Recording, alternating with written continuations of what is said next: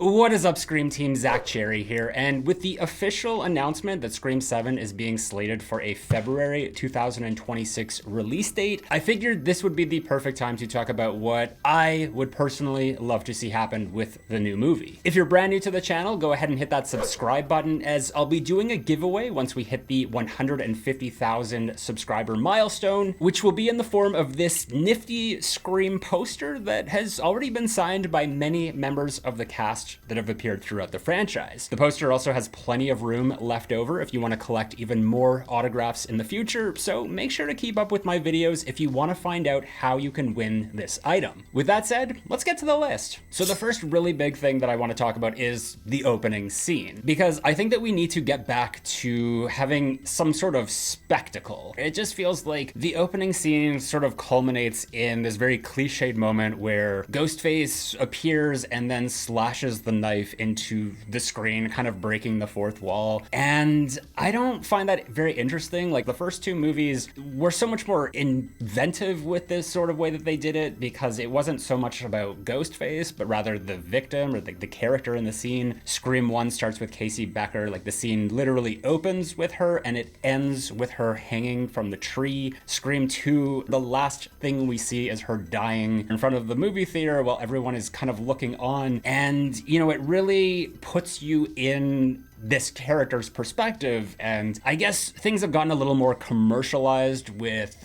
the Ghostface persona and mask, that they really want to highlight this. But I think the biggest switch up that needs to happen is that they need to get out of this cycle that they've been stuck in. What was so inventive about the opening scene in the original Scream is that it was an homage to the movie When a Stranger Calls, and then when Scream 2 came around, instead of doing that same homage again, they instead decided to homage a different movie with He Knows You're Alone. But then, starting with Scream 3, they just kept doing the When a Stranger Calls thing again, because the voice making the phone call became such a staple of the franchise. And I'm not saying that that's something that needs to be nixed. There's always room for Ghostface to make a call in the movie, but in terms of the opening scene, there's a massive library of horror movie opening scenes that they could homage, that you could get away from that, and then we wouldn't be in this position where we're just trying to find new gimmicks of how to keep things fresh, whether that is like leaving the opening scene victim as a survivor, or having a fake out victim revealing another victim who turns out to be a killer. If they focused more on the kill itself, or the setup of the kill, I think that that would be the ingredient that would make the opening scene kind of pop. The second thing is the location. So I've heard a lot of people,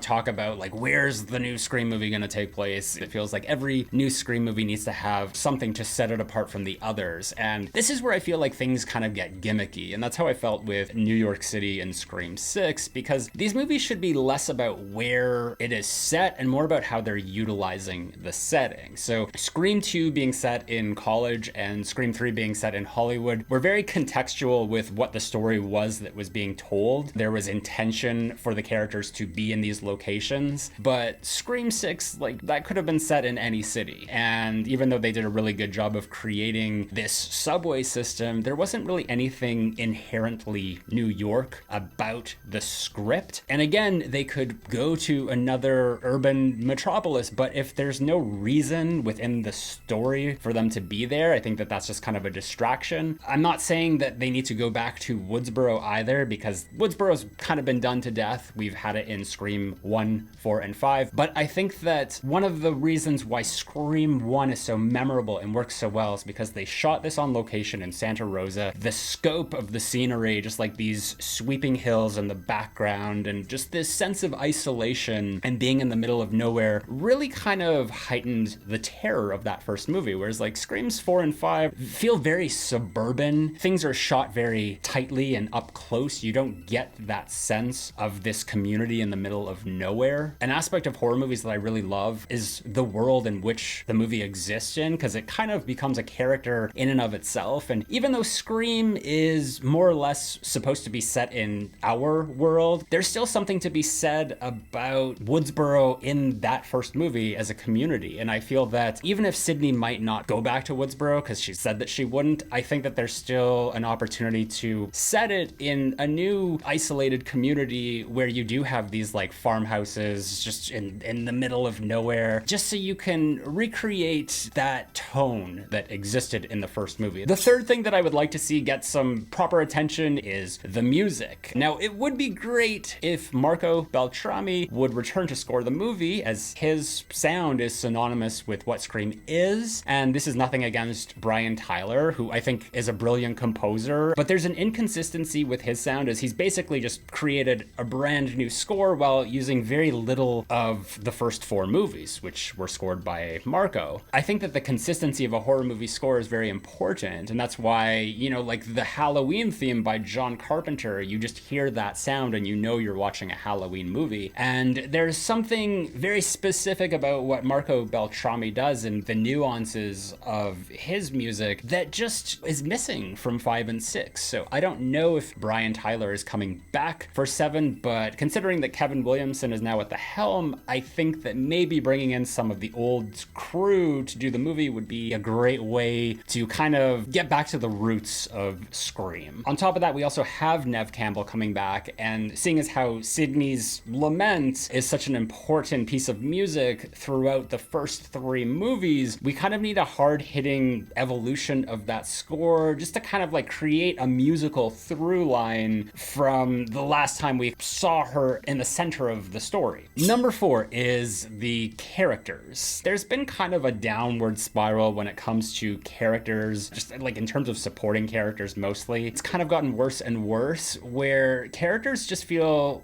like very immature and not like they're real people. I get that there's a meta aspect to these movies, and with that there's, you know, a sense of satire and sarcastic humor about the situation that these people are in, but there's been this lack of seriousness where I feel that people are in a situation where someone is like murdering them and their friends. We're not going to be like joking about things openly like we're at a comedy club and like standing up on a soapbox, but rather I think that there should be a heightened sense of drama instead of this sarcasm and jokes. And that doesn't mean that it doesn't have to be funny. I think that even amidst the drama of some of the earlier movies, there was still humor that came out of that. And I think that the direction of 5 and 6 really was more about humor than it was about horror. And this is something that I hope will change with Kevin Williamson taking over as director. And that's where we'll see characters acting more mature and acting like real people. And I think that will make it a lot easier for us as an audience to kind of empathize with them, get on board with them, root for them, root against them, just like them in general, or love to hate them rather than just kind of be irritated by them. And one of the things we have to remember is that as much as like there is a large cast, it's not necessarily an ensemble. Historically, I think that Scream works best when there are 2 leads, 2 separate factions of the movie, and we watch the events take place through those characters' perspectives. And the supporting cast is there to do their job of influencing these main characters and the direction that they take the plot. I also think there needs to be a limitation on the number of legacy characters that are in a movie. So right now we already know that Neve Campbell is coming back, and there are rumblings that Courteney Cox will as well. It's also sort of understood that Patrick Dempsey will be returning as Mark Kincaid, who is Sidney's husband now. But then there's also been other rumors that Hayden Panettiere will come back as Kirby Reed, and I feel like that could get to a point where there's just one or too many unnecessary characters that pull the focus away from what the movie needs to be. So once again, I think it should come down to intention and what purpose a character serves, and if there are 2 characters that are kind of serving the same purpose, you could probably remove one of them altogether, and then you give that remaining character a bigger piece of the pie to have more of an effective role within the movie. And this will bring us to number 5, which is also a character thing, but more specifically, Sidney herself. Sidney needs to have an arc. There needs to be a progression of character that by the end of the movie, she is a changed person from where she started. Otherwise, what's the point? This is actually where I struggle with the need to tell more stories about Sidney Prescott, because she did, for all intents and purposes, get her happy ending at the end of Scream 3. And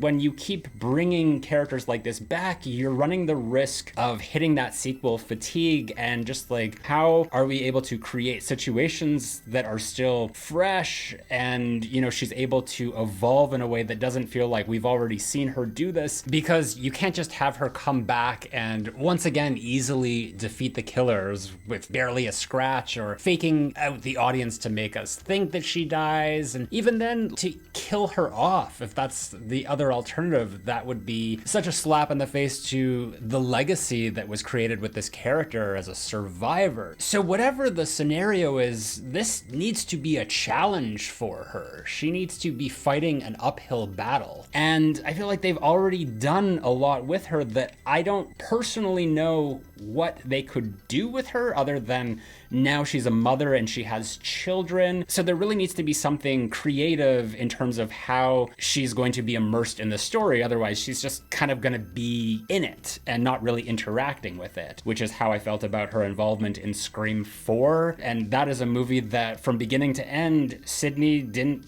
really change as a person. She was the same from start to finish. So essentially, there needs to be something going on in her life that justifies her coming back to the story. Now, before we get on with the list, I want to talk a little bit about this video's sponsor, Sassy Balls. Sassy Balls is a health food and lifestyle company based in Connecticut with recipes created over 10 years. Their snacks are handmade in micro batches with whole natural ingredients, high in protein that taste like dessert. If you have a sweet tooth but are also very health conscious like I am, Sassy Balls are the perfect post-workout treat, as they're rich and flavorful without having that typical dry, chalky taste you get from most protein bars. Another great thing about Sassy Balls is that they are currently partnering with Macabre, which is an upcoming horror movie that I am co-writing and co-directing. We were already able to raise over $50,000 through Kickstarter to make this movie, which we'll be shooting next month, but now Sassy Balls has created promotions to help us raise even more money to ensure the highest quality production possible. So for a limited time, you can order their specialty flavor, Death by Chocolate, and even check out their merch store where they have Macabre apparel in the form of t-shirts, hoodies, and crop tees, which is a great opportunity for anyone who missed the Kickstarter campaign, as it gives you another chance to get some cool swag and support my movie. The first 24 orders of Macabre merch will get a limited edition Macabre sticker, and if you purchase 2 or more Sassy Ball 6-packs, you'll save $20 on your Macabre merch order. You can find more details about Sassy Balls and links to their official website in the description down below. So the 6th thing is going to be commentary, or social commentary, or even the theme of the movie. And I'm not talking about the theme of it being a horror sequel or horror trilogies, horror remakes, requels, franchises, etc., but rather the underlying theme, which is actually the more story-driven aspect of these movies, like the original being about the media's effect on society. Scream 2 was about the pursuit of fame. Scream 3 being about corruption in Hollywood. Scream 4 being about the advent of social media influence. Scream 5 obviously was about toxic fandoms. And with Scream 6, they did have a sliver of a theme with cancel culture, but the movie never really explored this in a satisfying way that had any real effect on how the characters interacted with the plot, as things were more action-oriented. So I'm hoping that this script will have some sort of social commentary or have something to talk about that's relevant in the news or pop culture or the zeitgeist of today, and just sort of like be the through line that will not only inform the characters, but also emotionally charge the story through their actions and desires. Like in the way that I said that Scream 2 was about the pursuit of fame, we see this contextualized in certain characters, like with Gale, who's already had a taste of it and now she's kind of wanting more. You have Cotton Weary, who is eager to get his 15 minutes of fame. Sidney, who literally has all the fame in the world and wants nothing to do with it. And then Mickey, who's also wanting to exploit the idea of fame and capitalize on it. It's an underlying theme like this that enriches these characters and makes them relevant to the story and interesting and fun and all those things. And I think that that's something that really needs to be focused on. I did love the idea of toxic fans in Scream 5, but I feel like they didn't go for it. Like, it didn't really go anywhere beyond the movie talk when they were at Chad and Mindy's or the motive reveal. I think that there was more fun that could have been had with that. So I hope that they're going to be more mindful of that with Scream 7, because that's something that is going to make this movie have a lasting impression. Seventh point is the mystery. I think this is an area where Scream 5 and 6 have really been lacking. A well-plotted mystery that flows from beginning to end is one of the most important aspects of a Scream movie. When you're dealing with a murder mystery, there should be some level of investigation. Your characters need to be trying to figure things out. Like, they're actively in this situation. They're gonna wanna have answers. We're gonna wanna have answers as an audience. And a lot of this comes down to the structure of the plot. Because if the writing is all about cause and effect, then each scene will just naturally bleed into the next scene. There will be a progression of story where something specific will happen that will directly influence the next thing that happens or the decisions that the characters make going forward. If the movie isn't employing the idea of cause and effect, you'll be able to recognize that in the way that each scene just sort of exists on its own. It's just kind of a random vignette where whatever happens next isn't necessarily led into from the previous scene. It's just another thing that's happening in the movie. And this was a problem that I had with Scream 6, that if you were to draw a roadmap through the entire movie, you could literally go from the beginning right to the end, and nothing that happened in between really had much of an effect or made a difference of what that outcome was. There also needs to be new discoveries that are made along the way, and this is, finding out things with the characters, or characters finding things out and having that be the thing that sets them off in another direction. Obviously there's going to be misdirection in these movies, and that's fine. You need to have red herrings, but I don't want to see them in the form of killers faking their deaths anymore. Like, I think that's been overplayed. Audiences are kind of savvy to that now. I just want to see a good old-fashioned story that is well paced, and when you focus on cause and effect, you will have a good pace because the movie is constantly transforming. It's evolving every step of the way. Number 8 is chase scenes. This is a personal gripe of mine. I don't think we've had a proper chase scene since Scream 3, which would be the one with Sidney on the soundstage. I know a lot of people are gonna say, but Zack, Gale had a great chase scene in Scream 6.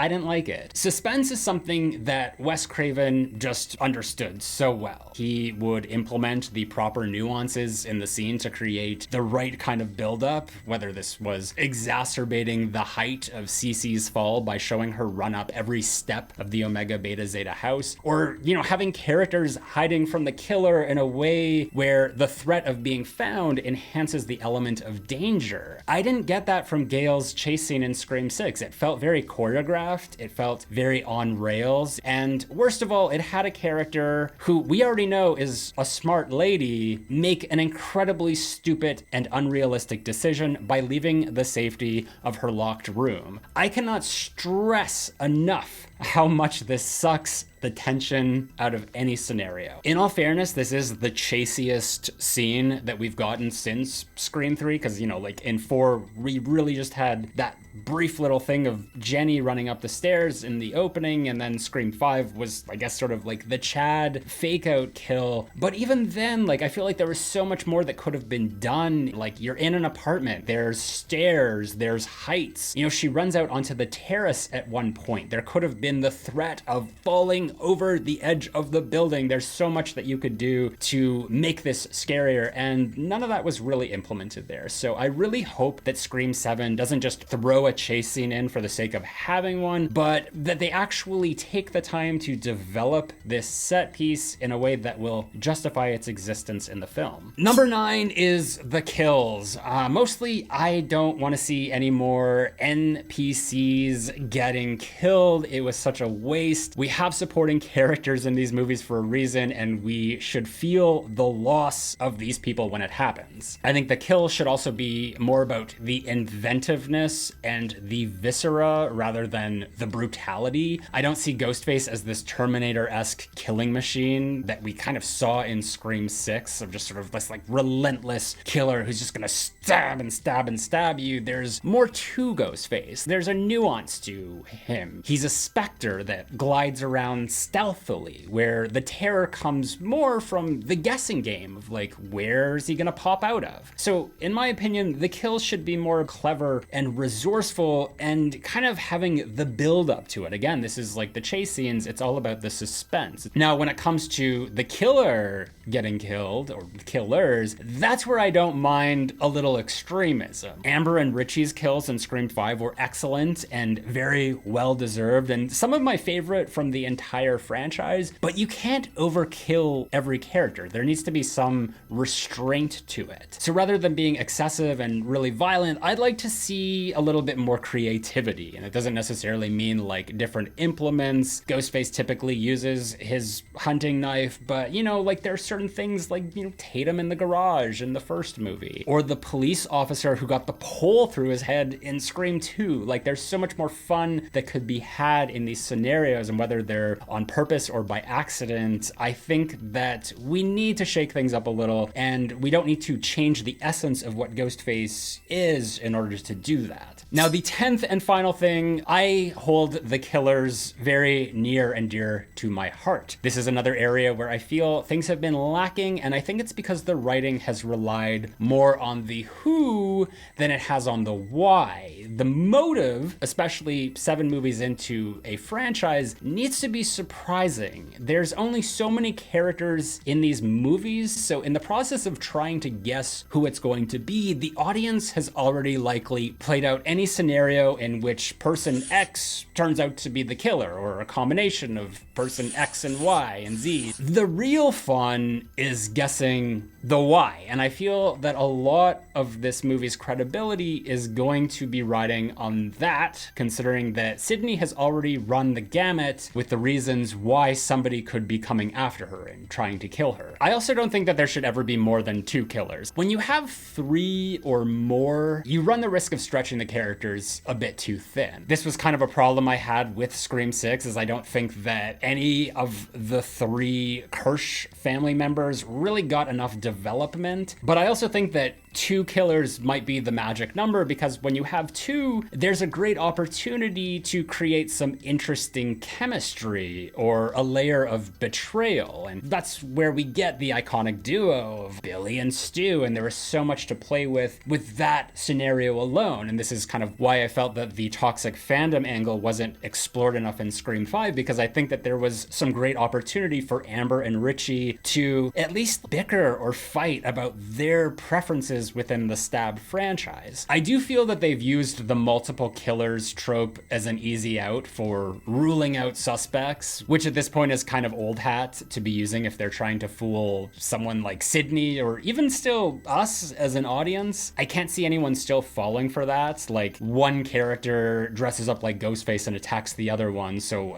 automatically it means that that person is not the killer. We're not buying that anymore. Also, like, the mystery of like how many killers there are. Like, I know that they did show us both Ghostface killers on screen in Scream 6, but that was like right at the end of the movie. I think that there's probably a justifiable reason to have them show up together earlier on, just to remove any doubt or confusion of how many killers there are. I think that something that would have been really cool in Scream 4 actually is to have Jenny crawling out of the garage in the opening scene with the Ghostface behind her, but then have another another pair of boots walk up in front of her outside, and she looks up, and this one is holding a camera, because then you're introducing the idea of Ghostface recording the victim, as well as generating intrigue, because you're proving to the audience right out the gate that these killers are actually something different. So there's a lot of new ideas that they can explore, and they don't have to limit themselves by only showing one Ghostface on the screen at a time. My fear is that they're just going to be very gimmicky. I think the only way to stay fresh and original is to focus on what makes the motive unique, focus on what makes the dynamic of the killers unique, but above all else, I want to understand the killer. I want to be surprised and have fun with the killers. But more so, I want to believe them when they're monologuing at the end. This is a crazy person who is trying to justify their irrational convictions, and even with a great actor in the role, the character still needs to be a believable person. The audience needs to have a modicum of empathy for what has driven this person to be a killer at this point, and I feel as though that's something that's been lacking lately. Anyway, that was my Scream 7 wish list. I want to thank my Patreon supporters, Kyle McKinney, Michael Boswell, Colleen Gallagher, and Shantae Moore. If you want to see even more Scream-related content, you can click on either one of these playlists right over here. But until next time, I've been Zack Cherry, and I'll be right back.